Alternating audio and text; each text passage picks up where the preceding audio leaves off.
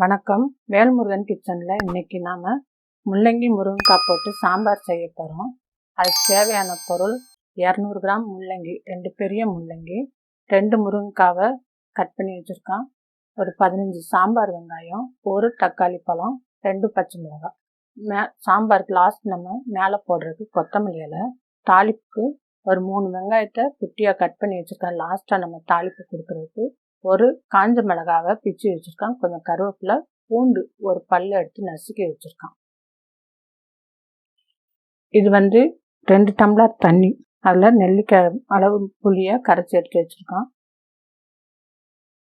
இது பருப்பு, இந்த கரண்டி 50 கிராம் கடலைப்பருப்பு, 50 கிராம் துவரம் பருப்பு, ரெண்டையும் ஒன்றா வேக வச்சு கரைச்சி எடுத்து வச்சுருக்கான். இப்போ நம்ம எப்படி பண்ணுறதுன்னு பார்க்கலாம்.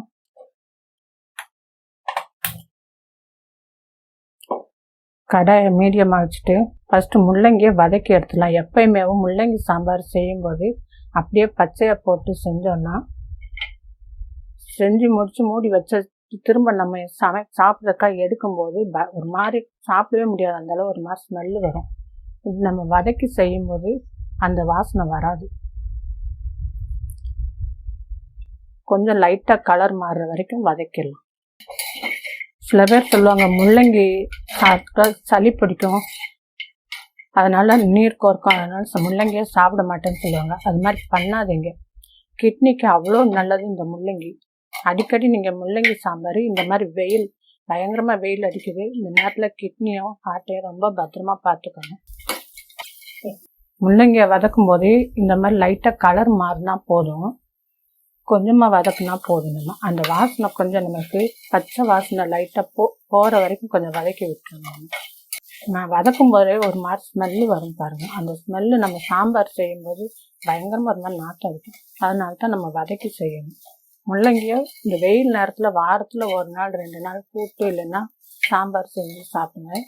ஒவ்வொரு நாள் ஒவ்வொரு காய், நீர் காய் எடுத்துக்கோங்க, கிட்னிக்கு அவ்வளோ நல்லது. தண்ணி நிறையா குடிங்க. இந்த முள்ளங்கியை வச்சு கிட்னி ஸ்டோனை உடச்சி வெளில தள்ளுறதுக்கு எப்படின்னு அடுத்த வீடியோவில் போடுறோம் பாருங்கள். கிட்னிக்கு ஏன் இப்படி அடிக்கடி சொல்கிறீங்க அப்படின்னா, நம்ம உடம்புல ராஜ உறுப்புகளில் கிட்னியும் ஒன்று. இருதயம், லிவர், மூளை இதெல்லாம் நம்ம ரொம்ப பாதுகாப்பாக பத்திரமா பார்த்துக்கணும். இப்போ வதக்கியாச்சு, அடுப்பை ஆஃப் பண்ணிடலாம். இப்போ இதை வேற ஒரு பாத்திரத்துக்கு நம்ம மாற்றிடலாம். இப்போ இதை வேற ஒரு பாத்திரத்தில் மாற்றிட்டோம். அடுப்பை பற்ற வச்சுக்கலாம். அடுப்பை மீடியமாக வச்சுக்கோங்க. இதில் லைட்டாக ஒரு குழிக்கரண்டி மட்டும் கடலெண்ணெய் ஊற்றிருக்கோம். எண்ணெய் காஞ்சிடுச்சு. இதில் நம்ம எடுத்து வச்சுருக்கிற எல்லாத்தையுமே மொத்தமாக போட்டுடலாம். 15 சாம்பார் வெங்காயம், 2 முருங்கைக்காய் கட் பண்ணி வச்சது, பச்சை மிளகாய் 2, குட்டி தக்காளி 1, எல்லாத்தையும் போட்டு ஒரு 3 நிமிஷம் நல்லா வதக்கி விட்டுடலாம். இதோட முள்ளங்கியையும் சேர்த்துக்கலாம்.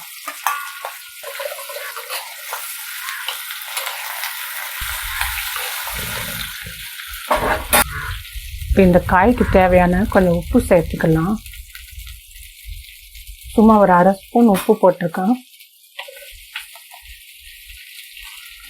சாம்பார் தூள் ஒரு 2 ஸ்பூன் போட்டிருக்கேன்.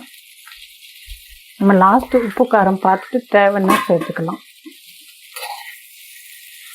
2 டேபிள் ஸ்பூன் சாம்பார் தூள் சேர்த்துருக்கேன்.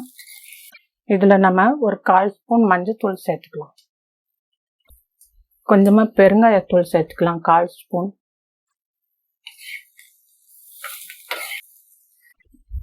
காய் வேகிறதுக்கு இதில் கொஞ்சம் தண்ணி ஊற்றிடலாம். புளி தண்ணியை எப்பயுமே முதலே ஊற்றிடாதீங்க. காய் நல்லா வெந்ததுக்கப்புறம் 2 கொதி விட போகிற மாதிரி இருக்கும்போது நம்ம புளி தண்ணி ஊற்றணும், அது பச்சை வாசனை போகிறதுக்காக.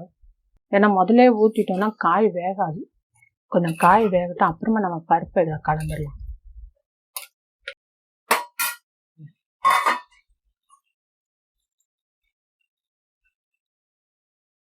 காய் நல்லா கொதிச்சிருச்சு, 3/4 பாகம் நல்லா வெந்துருச்சு காய். இப்போ நம்ம பருப்பை சேர்த்துடலாம்.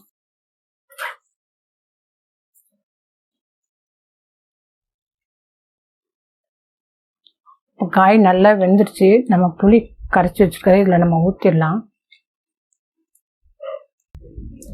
புளி ஊற்றிருக்கோம். ஒரு 2 நிமிஷம் கொதிச்சதுக்கப்புறம் உப்பு காரம் பார்க்கலாம். தேவைன்னா அந்நேரம் நம்ம சேர்த்துக்கலாம். ஏன்னா இப்போ நம்ம உப்பு காரம் பார்த்தோன்னா இப்போ தான் நம்ம புளி தண்ணி ஊற்றிருக்கோம். இது ஃபுல்லாக செட் ஆகிருக்காது. நம்ம கொஞ்சம் 2 நிமிஷம் வெயிட் பண்ணலாம். குழம்பு நல்லா கொதிச்சிருச்சு. இப்போ உப்பு காரம் பார்த்துக்கலாம். காயும் நல்லா வெந்துருச்சு. இப்போ ஃபஸ்ட்டு 2 ஸ்பூன் குழம்பு சாம்பார் தூள் போட்டோம் இல்லையா, மறுபடியும் ஒரு டேபிள் ஸ்பூனில் 1 ஸ்பூன் போட்டுக்கலாம். 1.5 ஸ்பூன் போட்டுக்கலாம். காரம் கொஞ்சம் பத்தலை. ஒரு ஸ்பூன் அளவு உப்பு போட்டோம். இப்போ ஒரு 1.5 ஸ்பூன் அளவு உப்பு போட்டுக்கலாம்.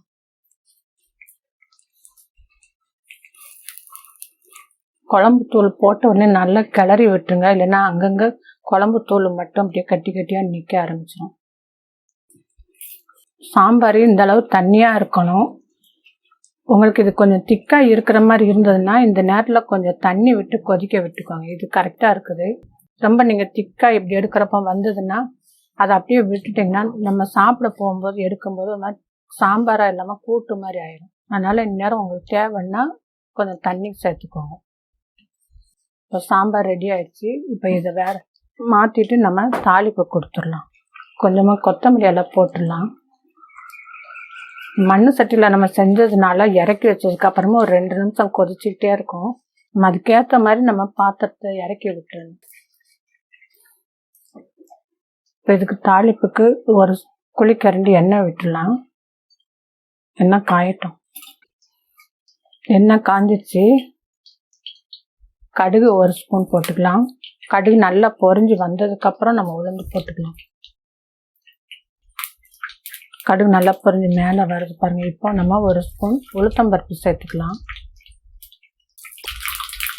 இப்போ இதில் நான் 2 பல் பூண்டை நசுக்கி வச்சுருக்கேன். அதை இதில் சேர்த்துடலாம். இதையே கட் பண்ண ஒரு காஞ்ச மிளகாய் இதில் போட்டுடலாம். இதில் ஒரு 3 சாம்பார் வெங்காயம் கட் பண்ணி வச்சுருக்கேன். அதை இதில் போட்டுடலாம்.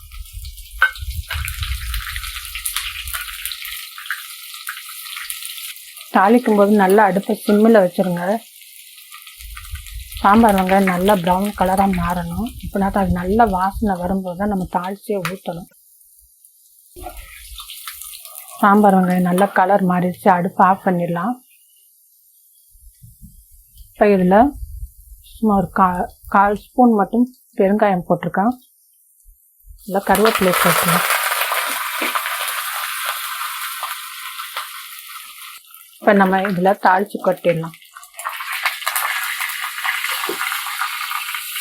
தாளித்து ஊற்றின உடனே டக்குன்னு பாத்திரத்தை மூடி வச்சுருங்க. கொஞ்சம் வாசனையாக இருக்கும். இந்த முருங்கைக்காய் முள்ளங்கி சாம்பார் சாதத்துக்கு மட்டும் இல்லை, இட்லி, தோசை, சப்பாத்தி, பூரி எல்லாத்துக்குமே சூப்பராக இருக்கும். இதை நீங்கள் வீட்டில் செஞ்சு பார்த்துட்டு எப்படி இருக்குன்னு கமெண்ட்டில் சொல்லுங்கள். நம்ம சேனல் பிடிச்சிருந்தா லைக் பண்ணுங்கள், ஷேர் பண்ணுங்கள், மறக்காமல் சப்ஸ்கிரைப் பண்ணுங்கள்.